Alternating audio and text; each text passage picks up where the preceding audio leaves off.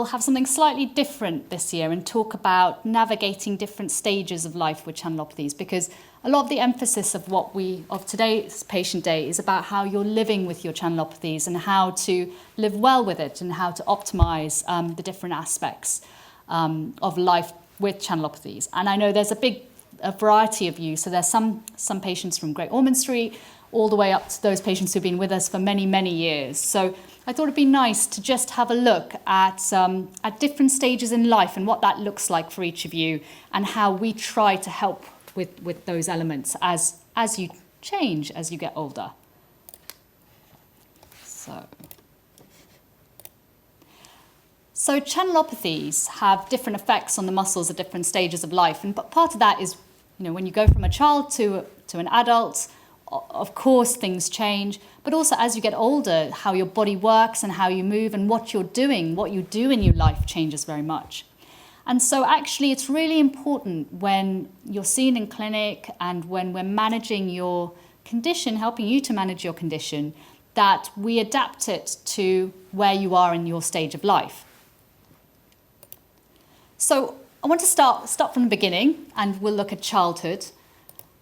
So I'm going to split all of these into myotonia and periodic paralysis because in reality, the way we manage each of these are slightly different. There is some overlap. And for those of you who have a mix of both, you can take a little bit of each one. So in myotonia patients, it depends what type of myotonia you have, but generally with myotonia congenita, which is what the majority of patients with myotonia have, they tend not to have significant problems in infancy. You might notice some episodes of stiffness in your hands or your eyes early on, but that tends to be rare. With patients who have a sodium channel problem, so what we call paramyotonia congenita, those sometimes in infancy we notice some difficulties with breastfeeding, some difficulties with breathing early on, and usually we'll mention that if, for instance, you're pregnant, I'm going to talk about pregnancy later, something to watch out for. But most people with myotonia in that first year of life will not have very much at all. And things tend to start to be noticeable with myotonia in your early childhood, later childhood. Now, what things do we talk about in the pediatric clinic? Well, we talk about difficulty writing, having cramping during exams, and falling over when you're doing new sports. And Dr. Munnett will talk in much more detail about the pediatric side of things. So I'm just touching on this briefly. But what things can you do when you're that kind of age? Well, keeping warm, and this is going to be a theme throughout, keeping warm is really important because cold muscles cramp much more easily and become stiff much more easily. So keeping warm, if the myotonia is affecting you as a child to the point where you're not able to write, you're not able to do your exams, sometimes we'll suggest medications. But the most important thing is getting extra support because actually, you don't have to be alone in all of this. You can get extra time for exams, extra support from the Senko at school. All of those aspects of things are available, and it's just a case of asking us for that extra help. And we can help the school support you. So what about periodic paralysis? So periodic paralysis is actually quite different in childhood. Most people with periodic paralysis, whether that's Anderson-Torwell syndrome or the hypo and hyperkalemic periodic paralysis, tend not to have anything very, very early on in infancy or early childhood. And so we tend not to really see babies affected with these conditions. Now, with Anderson-Torwell, sometimes people will start to see things when they're at primary school, but most people are going to start getting their attacks of paralysis in their late teens or teenage years at the earliest. So we really don't see it very early on. There are exceptions, and I know we definitely have patients who have seen it earlier, but in general, people tend to see it later on. And in your childhood, your teens, the key triggers tend to be things like alcohol, exercise, diet and stress, all of those kinds of things. So exam time tends to be the worst time for people. And during growth spurts, it's definitely something we see that when you're growing, often people have far more attacks around that time and then things settle down. So what do we suggest around those times? Well, we talk about minimizing your triggers, trying to work out what's triggering you, trying to avoid those particular foods that are triggering you. Again, we always offer medication if people want to think about it. If they're having so many attacks, it's stopping them from getting to school, for instance. So making sure you're attending school enough to be able to do the learning that you need to do. And then warming up and warming down with sports. So my daughter said to me, oh, it's not warming down. You don't warm down. you've got to warm down, you've got to get your muscles to slowly get cooler, not suddenly cool down. And that's really important. So what about early adulthood? So when you have myotonia in early adulthood, so we're talking kind of university and then working life. So in university, I think in reality, your life is changing very actively. And you might notice more myotonia because you've had changes in lifestyle. Again, you're still having growth spurts usually at that age. And so you might notice your stiffness is worse around that time. But then also this is the time that people often start working. So their patterns of work change. And people are suddenly, having gone to the school next door, you're suddenly having to do these long commutes into the office and your life changes a lot. So managing that commute, if you're going on the underground for an hour and then having to stand up at the end of that tube journey and get off at the next station, it's about thinking about, standing up a bit earlier, getting off slowly, making sure. Some people carry around a stick just so that other people will realise they need to give them a bit more of a wide berth. And then you've got those long periods, if you're doing a very desk-based job, long periods sitting at a desk, not moving around. Again, you're really stiff when you go up to start moving. And your exercise stops being quite so regular. You stop being forced to do PE 3 times a week, and you're starting to do exercise, when you want to, often not after a long day's work or after you've had a long period of sitting around on the weekend. The exercise is much more intermittent. So I think if there's one thing I'm going to suggest, it's going to be keeping moving and keeping warm. Again, keeping warm is so important.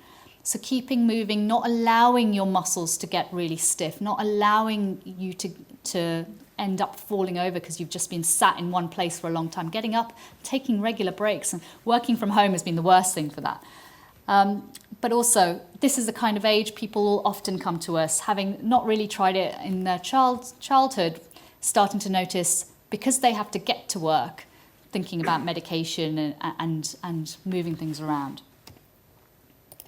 And what about periodic paralysis? So again, university tends to be the time that you're going through the biggest changes in life. So going out lots, missing meals, not enough sleep, those are all the things that are going to trigger attacks of hypokalemic periodic paralysis. So a lot of people find they have far more attacks around their kind of later education time because their lifestyle has changed and it's much less predictable.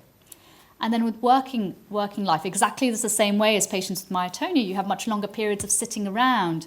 And so you then suddenly get up to do something, and that extra exertion then might trigger an attack. And you've got less ability to take time off. You can't afford not to go into work the next day when you have a bad attack. And so that also has its part to play, because then you're taking longer to recover from your attacks because you're going to work probably earlier than you would have done if you were at school. So I think the most important thing around this period of life is minimizing the triggers, trying to avoid the things that really make you weak. That's also a really good age to think about, what are the things that are triggering me off? Keeping a diary, both Natalie and Albert can help you with that, talk you through how best to keep a diary, to look at how your attacks are working, how often you're having attacks, and what particular things are triggering it, just so that you can really adapt your life according to your triggers. And again, this is the time when often medication is needed more than any other time because things are changing so much. And one of the things that we really emphasize in clinic is, if we can get your attacks down to as low as possible later in life, we hope that would mean that you get less weakness as you get older. So trying medication at that age is a good time to think about it. So what about having a family? Because that's often the next stage in people's life. What do we think about? Well, I guess the first question patients often ask me is, could I pass on my channelopathy? Because that's a really important aspect of this. And we will usually have spoken to all of you about your genetic diagnosis, about what that means, about the likelihood of you passing it on to your children. Different channelopathies have different inheritance patterns. The majority of the channelopathies we see, so the periodic paralysis patients and the sodium channel patients, will have what we call a dominant inheritance. In other words, with an autosomal dominant, you have a 50-50 chance of passing it on. And those of you who have recessive myotonia congenita, so a very small number will have a recessive form of of a channelopathy, in that we wouldn't expect you to pass it on. The only time we tend to see that happen is if you marry your first cousin or someone who's closely related to you, then there is a chance of passing it on. But generally, if you have a recessive form of the condition, you won't pass it on. But there is a lot of variation in the type of changes you have in your genes, and it's different for every single one of you in this room. So it's really important to ask us when you see us in clinic, what does this mean if you're not sure? If we haven't explained it to you or you're not quite sure what we meant when we explained it last time, just ask us. We're always happy to talk about the chance of passing it on, either in the future or if you've already had your children, what the chances that they may carry the same thing. And the whole point of the service is we have a pediatric service and an adult service. So if you're worried that your children might be affected, we are more than happy to see them in the pediatric service. And I think the most important thing is to try and speak to us before you start having your family, because it's much easier to have these conversations before you get pregnant or before your partner gets pregnant, so that you really understand what's happening when you do have a pregnancy in the family.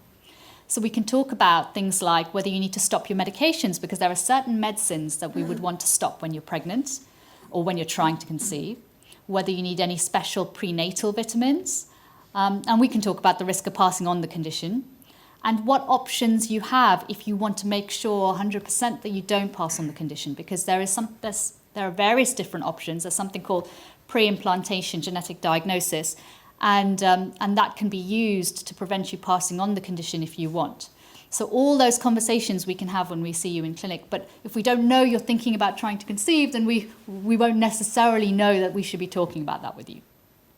And when you do get pregnant or when your partner gets pregnant, please tell us, please give us a call. We can help monitor if you're the one who's got pregnant, and we can help talk to you about the risks of any child having the condition or any extra monitoring they may need when you have the baby. So what about once you're pregnant? So when you have a channelopathy and you're pregnant, often we've noticed that people do get worse with their symptoms. The majority of our patients with a channelopathy find, especially in that last trimester, that things are harder. So they're stiffer or they have more episodes of weakness. Some of that is because you can't take your medication, but some of that is you're carrying extra weight, you're not at your optimum amount of mobility. All of those things play a part in this. Now, there are some treatments that are safe in pregnancy. So a lot of you who are on, for instance, mixilotine for your myotonia, if you wanted to get pregnant, we would want to either stop it or switch it to lamotrigine, because lamotrigine is safe in pregnancy. And because it's used as an anti-epileptic, there's lots and lots of data out there about lamotrigine in pregnancy. What about other treatments? So mixilotine and acetazolamide, we would want you to stop those if you got pregnant and you were on those medications, because they aren't safe in pregnancy. But it's all on a case-by-case basis, and so we can discuss those things with you. And if you need help, just tell us, because then we can help with you switching medication to something that's safer, or stopping medication and working out how to minimize your triggers at that point. Okay. And so what about, you've got pregnant, you're at that point and you're about to deliver, what things would we recommend? Well, if you tell us when you're pregnant, then we can help you put together your delivery plan with your midwife. So we can help advise them, we can help advise you. We generally recommend having a monitored birth on a labour ward, because you might have worsening of your symptoms at the time of delivery, so you might need that little bit of extra help. It's really important to keep warm during the delivery. It doesn't matter what type of channelopathy you have. Getting really cold during delivery is going to make your symptoms worse. Now, we generally encourage natural deliveries. There's no reason for you to not have a natural delivery. But if you're starting to get tired, if you're starting to get weak, if you're starting to get stiff, then you might need a bit of extra help. So it's really important that your obstetric team know about your channelopathy. And in periodic paralysis, they'll often, and St. August syndrome, they'll often need to monitor your potassium level. Now, you can have an epidural if you want, you can have a spinal if you want, but it's just important that you have a chat with us beforehand so that we can give you the advice that's specific to you. And what about your child? So once you've had the baby, if you're worried about your child having symptoms, get in contact, because as I said, we have a paediatric clinic and we can see your child in the paediatric clinic and give further advice. We can assess them and tell them whether we think they might have it, whether we think they really don't have it. And if they have symptoms, then we can test them. So we don't generally test children unless they have symptoms, because these conditions are so variable. But But if they have symptoms, we can definitely sort out testing for them. All right, so what about when you're a bit older and you have other medical conditions? Because I'm sure many of you have realised that your channelopathy often interacts with other medical conditions you have. So there are a lot of medical conditions out there, and I can't cover them all, but I've kind of put up the ones that we really see a difference in and the times in which it can be trickier with your channelopathy. So some conditions and some medications can worsen your channelopathy. And so it's important to tell us about any new conditions when we have the clinic appointment, but also get in touch if you have a new medical condition or new medication and you feel like your channelopathy is not managing in the same way as it usually does. So which are the ones that often we get calls about? Well, diabetes is probably the biggest one, because especially if you have periodic paralysis, what your sugars are doing can have a real effect on your potassium level and therefore have a real effect on your attacks of weakness. So trying to manage your diabetes as well as possible, especially even if you're on something like insulin, is really important because it helps manage your attacks as well. So kidney disease is another one. If you have a problem with your kidneys, sometimes that can cause your potassium levels to go high, and that can also affect your episodes of weakness or your stiffness. And then diarrhea and vomiting. So you lose a lot of potassium when you throw up or you're having lots of diarrhea, and that can trigger attacks of weakness. It can make you much more likely to be stiff because you're dehydrated as well. So those things can make a real difference, and trying to just get rehydration solutes in is really important. And then what about medications? So blood pressure medications, quite a few of the blood pressure medications can alter your potassium levels. So they can affect your channelopathy. And if you notice a difference in your channelopathy having started a new blood pressure medication, then it's worth mentioning it to the doctor who started it, but also you can drop us a line. And then statins. So statins can cause worsening in myotonia. They can cause muscle pain. So it's important to just bear that in mind if you're starting a statin and you notice a difference. There are certain anti-cholesterol agents that don't have so much of an effect, so it's worth watching out for that. The other thing I haven't put on here is asthma. So having asthma and having an asthma inhaler, the salbutamol, the blue inhaler, can change your potassium levels. So again, in some people, it can make their attacks of weakness worse or their stiffness worse. So it's worth bearing in mind if you're having a lot of asthma attacks and you've noticed a difference in your channelopathy, it's worth dropping us a line.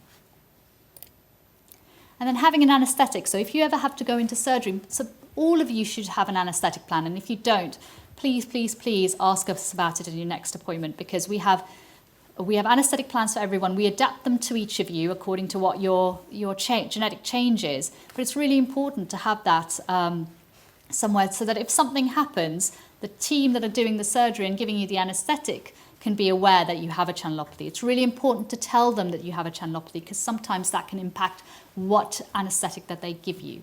So again, keeping warm and really well hydrated when you have the anaesthetic is important. And it's really important to not suddenly stop your medication before surgery. So often you have to be nil by mouth before surgery. And so you don't take your moxilocin in the morning of surgery, and then of course you're really, really stiff after surgery because you haven't had your medication. So these things are really important to make sure you don't suddenly stop the medication, that you talk to us or one of the team doing the surgery rather than stopping your medication. And there are certain types of anaesthetic we like to avoid. So in most people, we will say, speak to the anaesthetist, tell them what you have so that we can tell them what to avoid. So there's certain types of depolarizing anaesthetic you're not supposed to have because they can trigger attacks of weakness or make you unwell afterwards. And patients with Andersen-Torwell syndrome must have a cardiology input and a proper anaesthetic review before they have surgery. It's really important. But just get in contact with us. Tell the team who you're under. Tell them to get in contact with us, and we can send them out your individual plan. And so finally, I'm just going to touch on late adulthood. So none of your symptoms should really progress with myotonia in late adulthood, but we all get older and we get stiffer generally in our joints and things, and so our perception of the myotonia does change with time. So whilst the whole point of the condition is that it shouldn't progress over time, people do feel stiffer as they get older because they're less able to compensate for it, and you're moving around less, you're doing fewer things. So if there's one thing I'd say, it would be to keep active. So Sarah has some lovely Pilates videos and she'll do some Pilates with you later.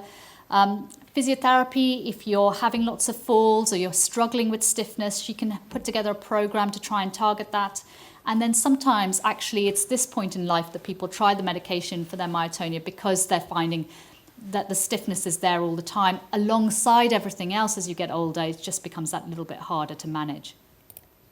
And with periodic paralysis, so we tend to find that as you get older, your attacks of weakness, the frequency and the severity of the attacks really reduce. And most people stop having any attacks once they get to a certain age.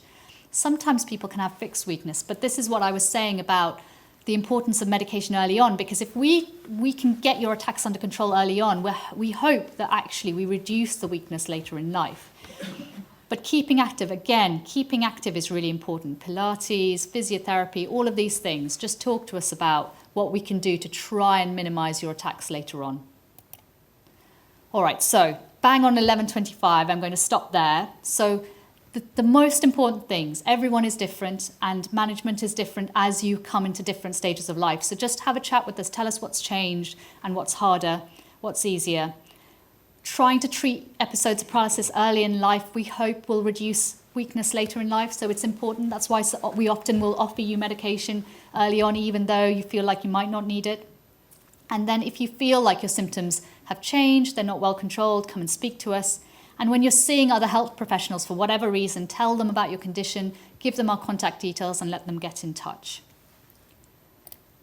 And as before, any more information, all this stuff is on the website.